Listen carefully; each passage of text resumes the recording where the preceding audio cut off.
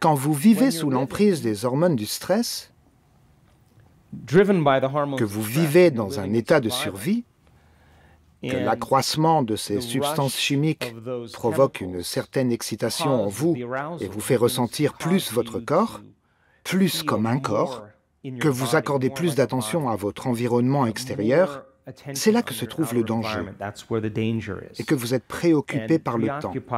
L'excitation provoquée par ces substances chimiques vous pousse à essayer de contrôler et de prévoir tout ce qui se passe dans votre vie.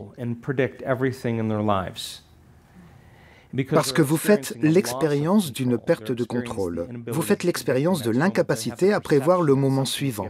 Vous avez l'impression que les choses s'aggravent. Les gens passent 70% de leur temps à vivre de cette façon. Ils reportent leur attention sur une seule personne, sur un seul problème, sur le seul endroit où le problème existe.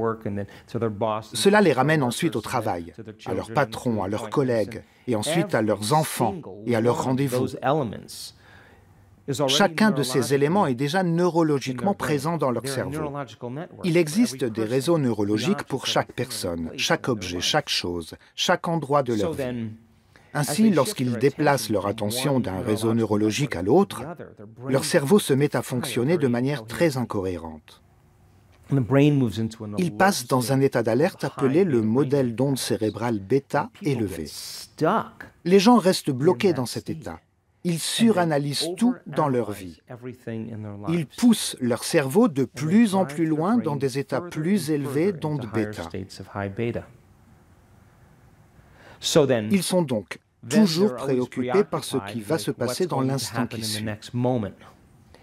La plupart du temps, ils pensent à la pire chose qui puisse arriver.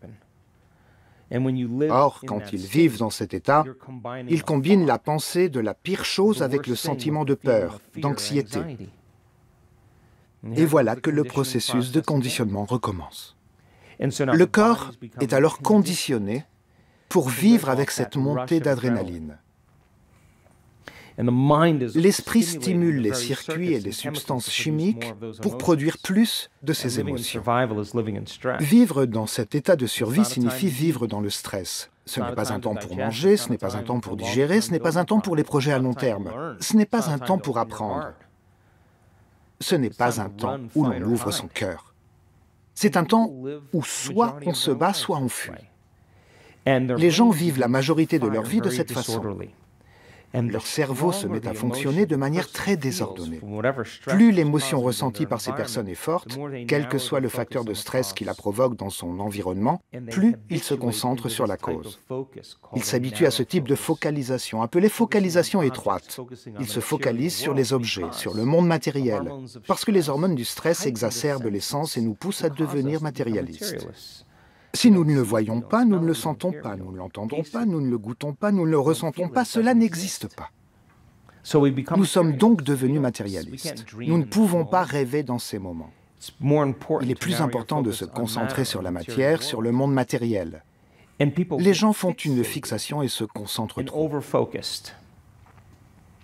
Mais nous avons découvert que si nous prenons une personne et que nous lui apprenons à faire exactement le contraire, à élargir son attention et se concentrer sur rien au lieu de rétrécir son attention de cette façon et de se concentrer sur le monde matériel, à détourner son attention de tout ce qui est matériel, de son corps, des personnes qui font partie de sa vie, des objets comme son téléphone portable, son ordinateur, sa voiture, à détourner son attention de l'endroit où elle dort, de l'endroit où elle travaille, de l'endroit où elle vit, de l'endroit où elle se trouve, à retirer son attention du futur prévisible et du passé familier, et à élargir son champ d'attention et continuer à ouvrir sa conscience à rien, tout d'un coup, les ondes cérébrales commencent à ralentir, parce que lorsque nous ressentons, nous n'analysons pas. Nous ne pensons pas. Le fait de ressentir provoque la compression du néocortex et nous entrons dans une phase d'onde cérébrale alpha. Si nous faisons cela correctement, nous pouvons ouvrir notre attention et la maintenir ouverte. Tout d'un coup, ces différentes parties du cerveau qui se battaient les unes contre les autres commencent à se synchroniser. Elles commencent à s'unifier. Elles commencent à fonctionner de manière plus large. Ce qui circule dans le cerveau se connecte dans le cerveau. Et tout d'un coup, il commence à fonctionner dans un état plus holistique. Quand notre cerveau est incohérent, nous sommes incohérents. Et quand notre cerveau ne fonctionne pas bien, nous ne fonctionnons pas bien.